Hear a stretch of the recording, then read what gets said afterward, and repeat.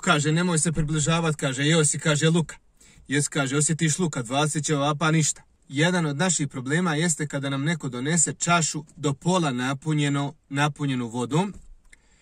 Veliki dio nas ne vidimo to dole pola što je nasuto vode, ne kažemo, evo imamo do pola punu čašu. Imamo evo pola čaše vode, nego kažemo, ej, fali nam pola čaše vode. Vidimo samo ono što fali, a ne vidimo ono što je napunjeno. Prije par dana moglo se vidjeti na Facebooku da pojedine arapske stranice dijele sliku žene muslimanke pod nikabom koja je uslikana na utakmici svjetskog prvenstva u Kataru, vjerovatno sa svojim mužem koji je jedan od igrača. Ne znam detalje fotografije, uglavnom ono što sam vidio jeste da su ti arapski mediji koji su sa Facebooka bar prenijeli ovu sliku, uglavnom u pozitivnom kontekstu šire ovu stvar, kao evo kako je, vidimo jednog igrača, kako je njegova žena, da kažemo, islamski, da kažemo, šarijatski lijepo i ispravno pokrivena. Ono što me posebno nanerviralo jeste kad sam vidio da su pojedini naši dušebrižnici došli u posjed ove slike i onda počeli isto da komentarišu i dijele na Facebooku u negativnom kontekstu.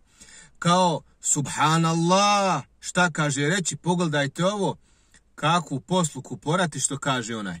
Znači, jedan je došao dole i piše, jedan brat praktikant, znači jedan od te braće koji su zaduženi da prate i ukazuju na greške drugih ljudi u cilju naređivanja dobra i odvraćanja od zla. Jedan od takve populacije dole dao i svoj komentar, između ostaloga kako njemu treba sada neko navede argument da ta žena nije grešna tim svojim postupkom što se nalazi tu okružena haramima, muškarcima i tako dalje. Ovdje ne govorim ni o propisu fudbala, ni o bavljenju fudbala profesionalno, nego je ovdje riječ o ljudima koji traže greške drugih ljudi i da druge ljude ocrne, kaže daj mi dokaz da ova žena nije zapala sad u haram. Evo ja ću tebi reći, znači ti si grešnik, eto ti si doista grešnik, eto pa ti meni odgovori reci da nisi. Znači prozivate ženu koja je došla tu da bude zaštita svome mužu. Da li je prioritetnije da ta žena možda ostala kod kuće, da njen muž putuje bez nje, recimo da ide recimo po svijetu i tako dalje. Šta je mislite, šta je bolje za njenoga muža? Možda žena nije imala gdje drugo da ostane. Možda je bolje da bude tu sa njim. Žena je, da kažemo, u najmanju ruku uglavnom islamski ispravno pokrivena. Od svih tih negativnih tu stvari ti si primijetio to. Znači nisi primijetio ono pozitivno, nego si primijetio to negativno, odakle ona tu. Gdje ti živiš? Jesi ti okružen muslimanima ili si okružen nemuslimanima? Imaš li ženu, sestru, majku? Gdje su one? Kime su one okružene i u kakvim društvima se one nalazi? Jesi njih pregledu? Jesi pogledao sebe? U kakvim društvima se ti krećeš? Miješaš se ti sa ženama? Još dole spominje da izgleda sluša ili ide na predavanja šeha Safeta Kuduzovića i tako dalje. Šeha Safeta Kuduzovića nisam vidio da dijeli slične objave o drugim ljudima. Da kaže pogledajte ovog šta radi, vjerovatno je ovakav grešnik. Ovaj mora da je grešnik. Nemamo opravdanja. Ja od Safeta Kuduzovića to nisam vidio. Kaže Allahov poslanik sallallahu alejhi ve sellem u hadisu koji bilježi Ebu Davud, a prenosi Ebu Hurajra radijallahu an, a šejh Albani ocjenjuje ovaj hadis da je sahih. Kaže: "Iza qala ar-rajulu halaka an-nas, fa huwa ahlakuhum." Kada čovjek kaže propadoše ljudi, on je onaj koji je najviše propao od njih.